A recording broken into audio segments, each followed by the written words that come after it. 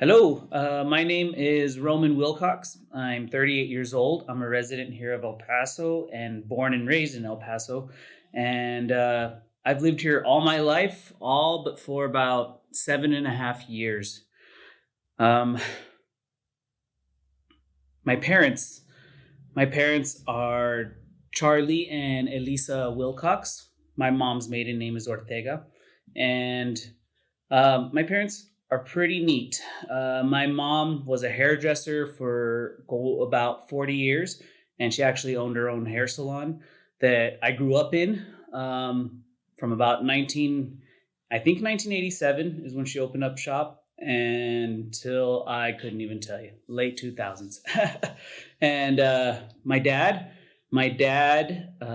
is a Vietnam veteran. He was part of the Navy. He was a jet mechanic, and I'm he came back. He became a police officer, and he was a police officer for 26 years. And upon retirement, he moved right into education. So my father was also an urban educator with Socorro District at Socorro High School for about 16 years. He taught criminal justice, and within that time, he went to school. He started out of requirement to get his degree. Um, so I believe he just started with his bachelor's, and he ended up getting two bachelor's degrees and a master's degree, I believe, at like 62 or 63 years old, which is quite impressive because me in school are not the way him in school are. So that's always impressed me about Pop. And my mom is true matriarch of the family. Uh, I just always remember her working her ass off and being available. I don't know how she was available running a business because I run a business now and I just feel so unavailable sometimes to my kids. But I hope they feel the way that I felt. I knew she was busy, I knew she was working, but she was available. And so a lot of that time I grew up in the hair salon, folding towels, answering phones, and listening to dirty, stories of the hairdressers and smoking cigarettes in the back and eating macaroni salad. And so my parents were pretty interesting. Growing up, of course, wasn't perfect. We all had our issues. I was the youngest of four, and I think I came in as the baby and really was just patted and really just soothed through life and had a lot of favor on my side because my older brothers and sisters just watched over me so much, and my parents were uh, just great. They were great. A lot of food memories from my childhood. Well, so I can remember some cool stuff.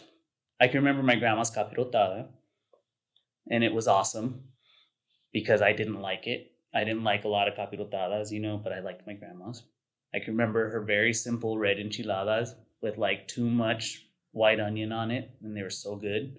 Um, I can remember her making food for everybody and then like forcing herself to eat like plain wheat bread and peas because she was severely diabetic. And so like I remember her just eating like just boring food while all of us were eating like beans full of manteca and enchiladas. And so I remember that about my grams. Um, and then with my parents, my dad is a cook. Just naturally, he just loved barbecue. And then as I grew up, he always had hogs on a ranch, and so like he would raise them, and they would slaughter them, and they would have the whole carnitas thing, and nobody was into it in my family except my big brother and him. Everybody else just thought it was a little cruel and a little unusual. And but the secret is my dad really like knew what was up because he went through the whole process with that animal, And I could have learned something probably earlier in life had I given that, but I was just too terrified of it. I didn't like the guns. My dad was a cop. He liked to hunt. I didn't like the guns. I didn't like the violence. I didn't like, so it was a hard mix with me and my pop. But I can see all the value of what he did, which is really cool. Um, let's see. So my dad barbecue. I remember eating rabbit on Easter. and my sister identifying it, this is a chicken, and I was just kind of like, oh my God, these are the rabbits we had in our backyard, right? Like, oh my God, like we raised these things and they disappeared and I'm eating them. And I was like, I loved them and I ate them.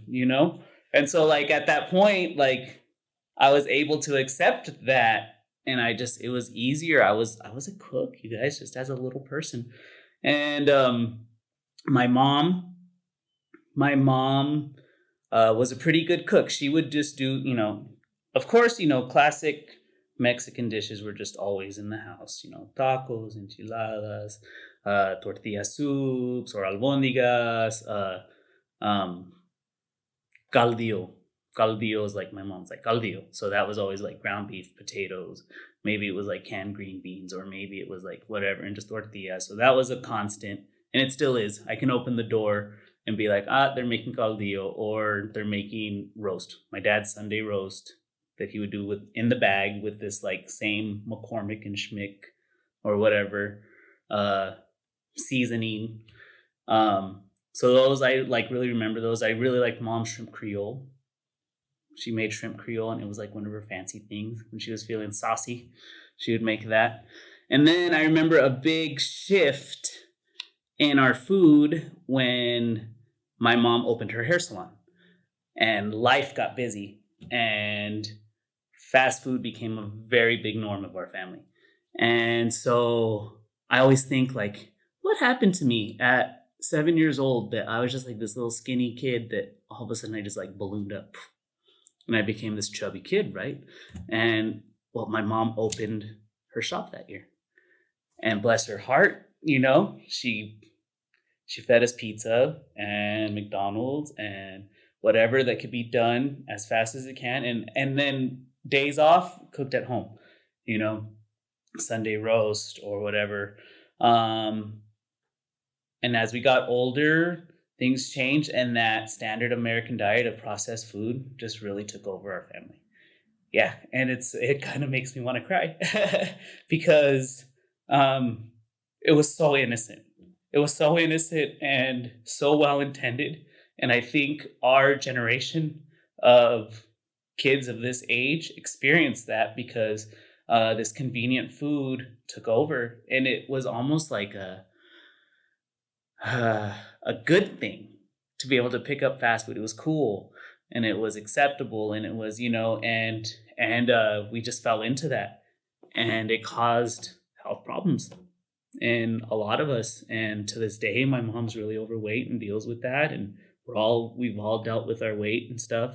And it's just, it's not the fact that, it changed. Like in no way, like my mom were to hear this right now, she would like go into a puddle of guilt. Okay. And so, and that's not what my intention is. And that it's just, it was life, and I found myself falling into those same things with my family. And it was just because it's my comfort, and it's so when you're busy, the comfort, you just go back to those things. So yeah, I became a Pudgers like 7 years old on, and could not ever lose weight, nor did I ever really want to, because I just wasn't that much athletically, like I just wasn't that way. I'd rather be playing video games. I hung out with a lot of girls, and just, like it was just, I was just not that kid, In my present life, plant-based food has literally taken over the scene in my own personal life. And it started with the business. It started with an intention, I first believe. I had an intention to bring the best food that I can possibly give to somebody at a price that they can afford, if not a way to do it so that they can have it. And like, if it was like the only meal that they were going to have in a day, that it had to just be the fullest of yummy nutrition, so you need fiber, you need protein, you need, good carbs and whole grains. And honestly, it all comes out of plant-based food. If you want to start introducing cholesterol and trans fats and stuff like that, we can bring in animal proteins. It's just as simple as that. And so that intention created this plant-based thing within me. And then my business gave me access. There was a lack of access, and a lot of our business is based around food access for people, and I gained access, and now I eat plant-based. I can't say that I live a vegan lifestyle. There's a lot that goes with that, but I definitely try my best to eat vegan all the time, mostly because of how it makes me feel. And along with time, I think there's a compassion that starts building in you that's different. You start looking at living creatures a little differently, whether you want to or not. It kind of just starts making sense. It's that whole like boop, that woke thing, and it's kind of happening. It's weird. Always have like respected Mother Nature, the environment. I remember cutting Coke cans because I didn't want sea turtles to choke. Or not the rings. I remember doing like compost in a coffee can and just really just smelling up my kitchen, like little. So those things were always in me, and it's like they're coming in full force now that I'm eating this way. It's weird.